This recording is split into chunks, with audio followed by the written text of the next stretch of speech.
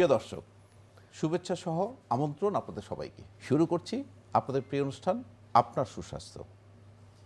আজকে আমরা কথা বলবো অ্যান্টিবায়োটিক রেজিস্ট্যান্ট হয়ে যাচ্ছে কি কারণে, কি করতে পারি আমরা, কিভাবে রেজিস্ট্যান্স কমানো যায়, এই বিষয়গুলো নিয়ে বিস্তারিত আলোচনা করবেন। স্টুডিওতে আছেন, সুদূর ইউএসএ থেকে আসছেন প্রফেসর ডাক্তার মুন্সি মঈনুদ্দিন। তিনি clinical professor of internal medicine, Ohio medical university, পাশাপাশি তিনি মেডিকেল ডাইরেক্টর ইনফেকশাস ডিজিজ সুম্মা ওহিও হসপিটাল, ইউএসএ। স্যার, আপনার কাছে আমার প্রথম প্রশ্ন, আপনার দৃষ্টিতে এই যে মাইক্রোবিয়াল রেজিস্ট্যান্স, এটার পিছনে কারণগুলো কি বলে আপনি মনে করছেন? এখনই এ বিষয়ে আমাদের সতর্ক থাকা দরকার। প্রধানত দুটো কারণ।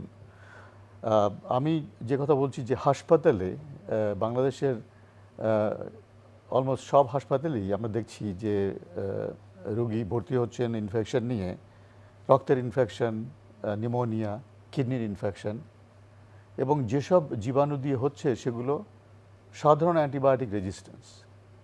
অনেক প্রধান হাসপাতালগুলোতে দেখা যাচ্ছে যে একটা বা দুটো অ্যান্টিবায়োটিক আছে যেগুলো দিয়ে চিকিৎসা হয়, যেরকম মেরোপেনেম বা কোলিস্টিন। তো প্রধান দুটো কারণ, একটা হচ্ছে যে রোগী হাসপাতালে আসছে সে হাসপাতালে আসার আগেই একাধিক অ্যান্টিবায়োটিক খেয়ে তারপরে আসছে। আরেকটা জিনিস হচ্ছে যে আমাদের খাদ্যে অ্যান্টিবায়োটিকের প্রয়োগ। পোলট্রিতে প্রচুর অ্যান্টিবায়োটিক ব্যবহার করা হয়, অন্যান্য মিট ইন্ডাস্ট্রিও প্রচুর অ্যান্টিবায়োটিক ব্যবহার করা হয়। তারা মনেই করে যে অ্যান্টিবায়োটিক দিলে প্রাণীর মাংস বৃদ্ধি হয়। খাদ্যের মধ্যে অ্যান্টিবায়োটিক প্লাস আমরা যে কোনো ধরনের অসুখ হলেই আমরা মনে করি যে সেটা অ্যান্টিবায়োটিক লাগবে। সেটা ভাইরাল ইনফেকশন হলেও আমরা সেটা বুঝতে পারি না এবং অ্যান্টিবায়োটিক খেয়ে ফেলি। তো এই দুটো প্রধান কারণ যে এত প্রকট অ্যান্টিবায়োটিক রেজিস্ট্যান্সের জন্য। আমাদের দেশে আমরা যেটা খেয়াল করি যে একটু জ্বর হয়েছে, ফার্মেসি থেকে অ্যান্টিবায়োটিক নিয়ে শুরু করে দিল ডাক্তারের পরামর্শ ছাড়া। অ্যাকচুয়ালি ডাক্তারের পরামর্শ ছাড়া কোনো ওষুধই সেবন করা ঠিক নয়। আর ডাক্তারদের কি করা উচিত? এরকম ধরেন জ্বর নিয়ে আসলো, আমরা কি অ্যান্টিবায়োটিক দেবো না কি করা উচিত? যেরকম ধরুন শীতকালে একজন রোগী কাশি জ্বর নিয়ে আসলো, আমরা দেখেছি যে রিসার্চে যে শীতকালীন কাশি এবং জ্বরের প্রধান কারণ হচ্ছে ভাইরাস। ইনফ্লুয়েঞ্জা, যেরকম ইনফ্লুয়েঞ্জা একটা ভাইরাল অসুখ, তার প্রধান উপসর্গই কাশি এবং জ্বর। অন্যান্য ইনফেকশন যেসব ভাইরাস দিয়ে হচ্ছে সেগুলোও বিভিন্ন ধরনের ভাইরাস আছে। তো আমরা এটা নির্ণয় করার প্রধান উপায় হচ্ছে একটা টেস্ট আছে যেটাকে বলে রেসপিরেটরি প্যাথোজেন পিসিআর প্যানেল। একটা পিসিআর টেস্ট কফের উপরে করা যায়, তো করলে ওটা বলে দেয় যে এটা কি ব্যাকটেরিয়া দিয়ে হচ্ছে না ভাইরাস দিয়ে হচ্ছে। গবেষণায় দেখা গেছে যে শীতকালীন এই কাশি 80%-এরও বেশি সময় ভাইরাস দিয়ে হচ্ছে। কিন্তু আপনি যেটা বললেন হচ্ছে কি যে এরকম উপসর্গ হলেই অ্যান্টিবায়োটিক খাচ্ছে পেশেন্টরা। তো সেটা আমাদের এখন দরকার হচ্ছে। আমার কথা হচ্ছে যে বাংলাদেশের প্রত্যন্ত অঞ্চলে হয়তো অ্যান্টিবায়োটিক ওভাবে নিয়ন্ত্রণ করা সম্ভব নাও হতে পারে, কিন্তু হাসপাতালগুলোতে যেখানে আমাদের প্রচুর স্পেশালিস্ট, সমস্ত টেস্টের সুবিধা রয়েছে, তো হাসপাতালগুলোতে কেন নিয়ন্ত্রণ করা যাবে না? তার মানে কেউ যদি কাশি এবং জ্বর নিয়ে আসে তাকে নেজোফেরিঞ্জিয়াল সোয়াব বা কফ নিয়ে একটা রেসপিরেটরি প্যাথোজেন পিসিআর করুন, 24 ঘন্টার মধ্যে টেস্ট পাওয়া যায়। এর সঙ্গে সঙ্গে আপনি বুঝে গেলেন এটা কি ভাইরাস না ব্যাকটেরিয়া। আরেকটা খুব সাধারণ একটা ল্যাব টেস্ট আছে, আমরা বলি প্রোক্যালসিটোনিন লেভেল যদি 0.25% কম হয় তাহলে ধরে নেবেন যে এটা ব্যাকটেরিয়াল ইনফেকশন না। কিন্তু যদি 0.25% বেশি হয় তাহলে বেশিরভাগ ক্ষেত্রে এটা ব্যাকটেরিয়াল ইনফেকশন। তো যদি একটা রোগী এই উপসর্গ নিয়ে আসলো এবং আপনি চেস্ট এক্সরে করে দেখলেন নিউমোনিয়া, পিসিআর করে দেখলেন যেটা ভাইরাস, এবং প্রোক্যালসিটোনিন দেখা গেল 0.25% কম, তাহলে আপনি কোনোভাবেই অ্যান্টিবায়োটিক দেবেন না, কারণ অন্তত 80%-এরও বেশি ক্ষেত্রে এটা ভাইরাস দিয়ে হচ্ছে। একটা রোগী হাসপাতালে ভর্তি হলো এই উপসর্গ নিয়ে এবং তার নিউমোনিয়ার চিকিৎসা শুরু হয়ে গেল অ্যান্টিবায়োটিক দিয়ে। তো প্রোক্যালসিটোনিন যদি বেড়ে যায়, যদি মনে করেন যে 0.25% বেশি, তাহলে অ্যান্টিবায়োটিক দিলেন। তারপরে হচ্ছে কি 48 ঘন্টা পরে আপনি আবার প্রোক্যালসিটোনিন টেস্টটা করুন। তখন যদি আপনি দেখেন যে ওটা কমে গেছে 0.25%, তাহলে আপনি তখনই অ্যান্টিবায়োটিক বন্ধ করে দিতে পারেন। যদি কিংবা না কমেও যদি 80%-এরও বেশি কমে যায়, ধরেন কেউ প্রোকাসিটোনিন 10 নিয়ে আসলো, 48 ঘন্টা পরে দেখা গেল 2-এ নেমে এসছে, তখন আপনি অ্যান্টিবায়োটিক বন্ধ করে দিতে পারেন, যেটা অলরেডি ইমপ্রুভ হয়ে গেছে। তো এগুলোর ব্যাপারে আসলে আরও বিশদভাবে আমাদের ডাক্তারদের সচেতন করা দরকার।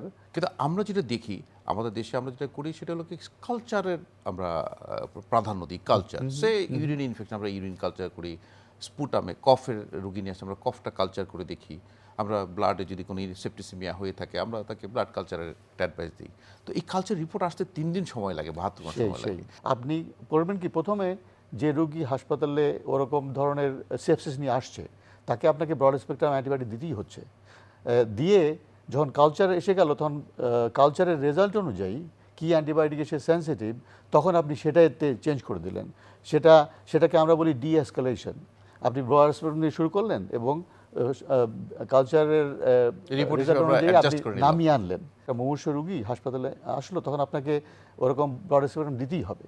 এবং আরেকটা জিনিস আমি বলে দিই যে প্রতিটি হাসপাতালেই তাদের কালচার রেজাল্টের একটা অ্যান্টিবায়োগ্রাম, একটা চার্ট থাকার দরকার প্রত্যেক বছরেই। কিন্তু তাহলে আপনার সুবিধা হচ্ছে কি যে অনেক সময় ব্যাকটেরিয়াল ইনফেকশনে দেখা গেল যে সালমোনেলা এসে গেল, তাই না? আমার অনেক হাসপাতালে আমি দেখি যে ব্লাড ইনফেকশন কিসে হয়েছে, সালমোনেলা দিয়ে।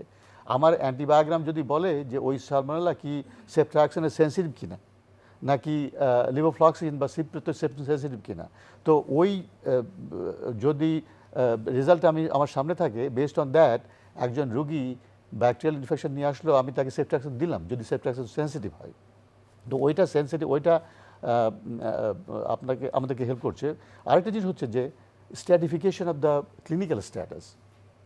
একটা রুগী হাসপাতালে আসলো, সে কতটা মুমূর্ষ। অনেক সময় আমরা দেখি সেপসিসে ব্লাড প্রেশার লো হয়ে যাচ্ছে, তাকে প্রেশার দিতে হলো, high leucocyte count, WC count high, তারপরে প্রচুর জ্বর। তো এইসব ক্ষেত্রে আপনি ব্রড স্পেকট্রাম দিলেন, তারপরে যখন 48 ঘন্টা পরে দেখলেন যে তার আর প্রেশার লাগতেছে না, স্বাভাবিক রক্তচাপ স্বাভাবিক হয়ে গেছে এবং জ্বর চলে গেছে, তখন আপনি কি নিঃসন্দেহে ডিএসকেলেট করতে পারেন এবং 7 দিন মাথায় বন্ধ করে দিতে পারেন ওষুধ। মানে যদি দেখা যায় যে সিম্পটম ইমপ্রুভ করে আমরা বন্ধ করে দিতে পারি, ক্লিনিক্যালি ইমপ্রুভ করে। অনেক ক্ষেত্রে দেখা যাচ্ছে কি যে আপনি একটা ব্রড স্পেকট্রাম দিলেন আর সেটা কেউ ওয়াচ করছে না, তার মানে দেখা যাচ্ছে যে 2 সপ্তাহ 3 সপ্তাহ যাবত চলছে, ওই জিনিসটা রেজিস্ট্যান্স বাড়িয়ে দিচ্ছে। অনেকে ভয় পান যে আবার যদি রোগী রিল্যাপস করে, কিন্তু ভয়ের কিছু নেই।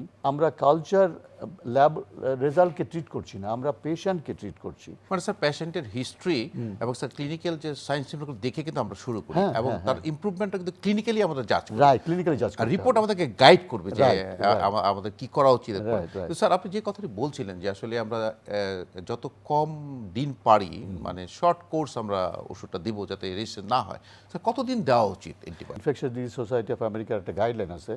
যেরকম আপনি যে প্রথমে যেটা বলছিলেন যে ইউরিনারি ট্র্যাক্ট ইনফেকশন, তো ইউরিনারি ট্র্যাক্ট ইনফেকশনের হয় কি যে হয় ব্ল্যাডার ইনফেকশন অথবা কিডনি ইনফেকশন। যদি ব্ল্যাডার ইনফেকশন হয় সেক্ষেত্রেও প্রাধান্য দিতে হবে উপসর্গ। অনেক সময় আপনি দেখবেন বা ফ্যামিলি হয়তো নিয়ে আসলো তাদের বয়স্ক পিতামাতা, তারা হয়তো কনফিউশন হয়েছে, তো ওরা মনে করে কি, বেশিরভাগ ক্ষেত্রেই ওখানে আমি দেখেছি পরিবার মনে করে কি যে কনফিউশনটা ইউরিনারি ট্র্যাক্ট ইনফেকশন দিয়ে হয়েছে। আচ্ছা, ইউরিনারি ট্র্যাক্ট ইনফেকশনের ডায়াগনোসিসের প্রধান জিনিস হচ্ছে সিমটম। যদি সত্যি এটা ক্লাসিক্যাল ইউটি হয় তাহলে জ্বালা পোড়া হবে পেশাবে, তারপরে তলপেটে ব্যথা, একটু বমি বমি ভাব, জ্বর, ওই ধরনের সিমটম যদি না থাকে, তখন ইউরিন টেস্ট করে যদি কালচার আসে পজিটিভ হয়, তবু আপনার অ্যান্টিবায়োটিক দেওয়া উচিত না। ইউরিন এক্সামে under microscopy more than 100 WBC লো পাওয়ার ফিল্ডে, আপনি যদি মাইক্রোস্কোপি দেখেন তাহলে লো পাওয়ার ফিল্ডে 100-এরও বেশি WBC সেল থাকতে হয়, যাকে আমরা পাস সেল বলি। সেটার মানে হচ্ছে যে যথার্থ ইনফেকশন। যদি কারো ধরেন 10টা WBC থাকে, সেটা কিন্তু ইউটিআই না, আমরা ইনফেকশন ধরবো না। হ্যাঁ, ধরবো না। তার কালচার পজিটিভ হলেও আমরা এটাকে ইনফেকশন ধরবো না। তো এইগুলো গাইডলাইন যদি আমরা ফলো করতে পারি না, তাহলে ওই অ্যান্টিবায়োটিকের প্রভাবটা কমবে এবং রেজিস্ট্যান্স ইমপ্রুভ করবে। স্যার অনেক সময় আমরা দেখি একই পেশেন্টের ক্ষেত্রে সে আমি নিউমোনিয়ার কথাই যদি ধরি, সেখানে দেখা যায় আপনার gram positive organism, gram negative organism, বা বিশেষ করে আমাদের সিনিয়র সিটিজেন যারা আইসিইউতে ভর্তি থাকে তাদের কিন্তু অর্গানিজম কিন্তু মাল্টি অর্গানিজমে তাদের কিন্তু ইনভলভমেন্ট থাকে। তো সেক্ষেত্রে স্যার আমরা কীভাবে আগাতে পারি? ইউটিআইটা খুবই ইম্পর্টেন্ট একটা জিনিস, because most of the time ইউটিআইটা আসলে ইউটিআই না। অনেক সময় পেশেন্টরা বলে যে ইউরিন পেশাব দুর্গন্ধ। এটা একটা মিথ যে দুর্গন্ধ পেশাব মানে ইনফেকশন, আসলে তা না। কিন্তু একটা টার্ম আছে এসিমটোমেটিক ব্যাকটেরিউরিয়া, কোনো সিমটম নেই কিন্তু পেশাবে জীবাণু আছে, ওটাকে আমরা এসিমটোমেটিক ব্যাকটেরিউরিয়া বলি। কোনো সময় এটার ট্রিটমেন্ট দরকার নাই unless somebody is pregnant. Pregnant পেশেন্টের এসিমটোমেটিক ব্যাকটেরিউরিয়া ট্রিট করতে হয়। আর যাদের ইউরোলজিক প্রসিজিওর হবে, সাপোজ ধরেন কারো সিস্টোস্কোপি লাগবে বা কিডনি বায়োপসি লাগবে, ওই দুটো ক্ষেত্রে অ্যান্টিবায়োটিক দিতে হয় এসিমটোমেটিক ব্যাকটেরিউরিয়া। এসিমটোমেটিক ব্যাকটেরিয়া প্রধান কারণ পেশাবে দুর্গন্ধ হওয়ার। কোনো সময় কোনো খাদ্যের ভগ্নাংশতেও ওরকম ইউরিন দুর্গন্ধ হতে পারে, কোনো ওষুধের জন্য এটা হতে পারে। তো এসিমটোমেটিক ব্যাকটেরিয়া ট্রিট করা উচিত না। একটা ব্ল্যাডারের ইনফেকশন, সিস্টাইটিস, ধরেন কারো পেশাবের জ্বালাতন নিয়ে আসলো, অল্প বয়স, ইকোলাই আসলো, এগুলো একটা গাইডলাইন ওয়াইজ দেখা যাচ্ছে যে এগুলো মোস্টলি ইকোলাই। তো আমরা করি কি যে এদেরকে একটা শর্ট কোর্স ফার্স্ট জেনারেশন সেফালোস্পোরিনে কাজ হয়, হ্যাঁ, যেরকম সেফডিনির বা এই ধরনের ওষুধে কাজ হয়, এবং 3 দিন। একটা অল্প বয়সী মেয়ে তার এই উপসর্গ নিয়ে আসলো, 3 দিন ট্রিট করুন, এর বেশি দরকার নেই। আপনি বলছিলেন যে আমাদের একটা গাইডলাইন আছে, তো ওই গাইডলাইনটা ফলো করতে হয়। পাইলোনেফ্রাইটিস মানে কিডনির ইনফেকশন হলে প্রায় 7 দিনের চিকিৎসা। এবং পাইলোনেফ্রাইটিসে সাধারণত দেখা যায় যে জ্বর খুব হয়, কিন্তু সিম্পল সিস্টাইটিসে ব্লাডের ইনফেকশনে জ্বর থাকবে না, কিন্তু পেশাবের জ্বালাতন থাকতে পারে। তো সিম্পল সিস্টাইটিসে 3 দিন ব্যাকট্রিম একটা ভালো ওষুধ, যেটা আমরা ইউজ করি, ট্রাইমেথোপ্রিন সালফা। ব্যাকট্রিম একটা ভালো ওষুধ। তারপরে অনেক সময় নাইট্রোফিরান্টন দেওয়া হয়। আমরা কিন্তু কুইনোলন সচরাচর ইউজ করি না, কারণ অনেক সাইড এফেক্ট। মাল্টি মানে অর্গানিজম দিয়ে অনেকগুলো অর্গানিজম ইনভলভমেন্ট হয় লাভ। বিশেষ করে আমরা আমাদের আইসিইউগুলোতে দেখি যে লাং ইনফেকশন হচ্ছে, নিউমোনিয়া হয়েছে, কিন্তু দেখা যাচ্ছে তার বিভিন্ন ধরনের organism, gram positive, gram negative organism, এবং দেখা যায় অনেক সময় ফাঙ্গাল অর্গানিজম দিয়ে হচ্ছে। তো সেই ক্ষেত্রে আমাদের কি করা? আচ্ছা, ফাঙ্গাল ইনফেকশন, স্পিউটামে যদি ফাঙ্গাস আসে বা ইউরিনে ফাঙ্গাস আসলে আমরা সাধারণত এগুলো ট্রিট করি না unless somebody is immuno compromised. তার মানে কারো যদি তার প্রতিরোধ ক্ষমতা কম থাকে, সেসব ক্ষেত্রে আমরা ওটা ব্যবহার করি। কিন্তু সাধারণত নিউমোনিয়াতে এখনও পর্যন্ত কিন্তু নিউমোনিয়ার স্টেপ নিউমোনি, যেটা নিউমোককাস, সেটাই প্রধান জীবাণু। কমিউনিটি অ্যাকোয়ার্ড নিউমোনিয়াতে সেটাই প্রধান জীবাণু। কিন্তু যদি হসপিটাল অ্যাকোয়ার্ড নিউমোনিয়া হয়, যে হাসপাতালে ভর্তি হয়েছে তারপরে 48 বা 72 ঘন্টা পরে তার একটা নিউমোনিয়া হলো, সেক্ষেত্রে কিন্তু আমাদেরকে সুডোমোনাস এবং এমআরএসএ, স্ট্যাফ ওরিয়াসে ট্রিট করতে হয়। রুগী এমনভাবে আসলো যে তার হয়তো 2টো প্রেসার লাগতেছে, তাকে তখন আপনাকে ব্রড স্পেকট্রাম, সাধারণত আমরা করি কি যে হসপিটাল অ্যাকোয়ার্ড নিউমোনিয়াতে আমরা এমন অ্যান্টিবায়োটিক চুজ করি যাতে ওই নিউমোককাসও মরে, সুডোমোনাসও মরে এবং এমআরএসও মরে। রাইট।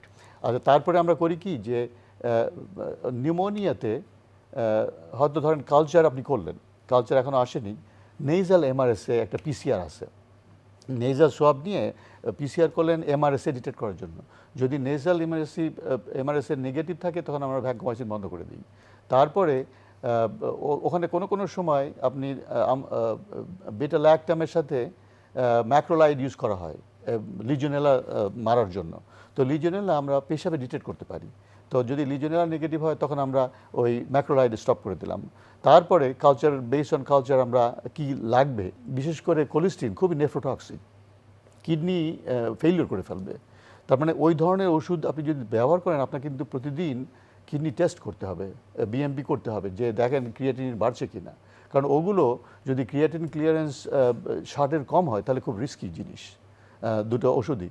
কিন্তু ওসব ক্ষেত্রে আবার আমাদের কিছু ব্যাকআপ অ্যান্টিবায়োটিক আছে, সেগুলো কিন্তু সুলভ করার দরকার হাসপাতালগুলোতে, যেরকম সেফিডেরাকল, তারপরে জারব্যাক্সা, এই ধরনের ওষুধ কিছু সুলভ করার দরকার। এগুলোর যে দাম খুব বেশি তা না, কিন্তু অনেক সময় আমরা দেখি, আমরা পেয়েছি, আমার আইসিইউতে পেশেন্ট আছে, আমি তার অর্গানিজম করতে দেখলাম কালচার, ব্লাড কালচার, আমি দেখলাম যে সবগুলো অ্যান্টিবায়োটিক রেজিস্ট্যান্ট আসছে।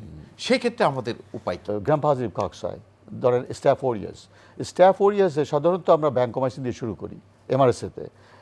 কিন্তু ওখানে কিছু কিছু আদার ড্রাগস আছে, যেন লিনাইজেলের একটা ওষুধ, টেডিজেলের একটা ওষুধ, ওগুলো ব্যবহার করি আমরা, কিন্তু খুব সতর্কভাবে। কারণ লিনাইজেলের যদিও এমআরএসএ মারে, কিন্তু লিনাইজেলের নাম্বার 1 ব্যাকটেরিয়াতে কাজ হয় না, নাম্বার 2 এটার সাথে সিরোটোনিন সিনড্রোম একটা রিস্ক হয়, ক্রস রিয়াকশন হয়।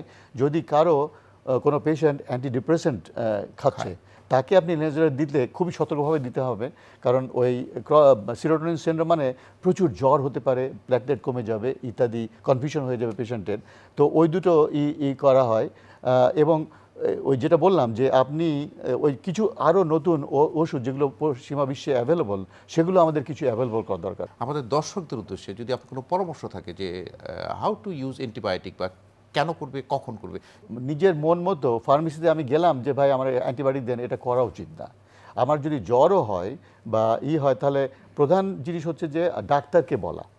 অনেক ক্ষেত্রে আমি দেখি যে আমরা ফার্মেসিতে যে বললাম আমাকে অ্যান্টিবায়োটিক দেন, এবং ওষুধের দোকানের উনি দিয়ে দিলেন অ্যান্টিবায়োটিক, ওইটা নাম্বার 1। এবং যেটা আমি বলেছি যে পোলট্রিতে এবং অ্যানিমেলে যে ধরনের অ্যান্টিবায়োটিক ব্যবহার করা হচ্ছে, এইটার একটা রেগুলেশন দরকার, একটা নীতি দরকার, যে এই ধরনের জিনিস অ্যান্টিবায়োটিক পোলট্রিতে, তাহলে হচ্ছে যে খাদ্যে যে অ্যান্টিবায়োটিক আসছে, এতে আমাদের খুবই অবস্থা খারাপ হয়ে যাচ্ছে। তো একটা ওষুধ নীতি আমাদের দরকার জাতীয়ভাবে অ্যান্টিবায়োটিকের জন্য। অ্যান্টিবায়োটিক কেউ যেন না দেয় প্রেসক্রিপশন ছাড়া।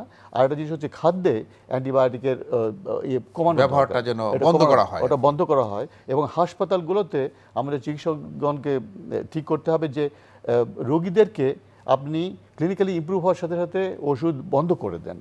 কারণ যত বেশি দিন আপনি ওষুধ ব্যবহার করবেন, ততই রেজিস্ট্যান্স বাড়বে। এবং ওই রেজিস্ট্যান্সের জন্যই আরও জিনিস হয়ে যাচ্ছে কি, যে সাইড এফেক্টও বাড়ছে। আমি যত বেশি দিন ওষুধ ব্যবহার করছি, সাইড এফেক্ট বাড়ছে।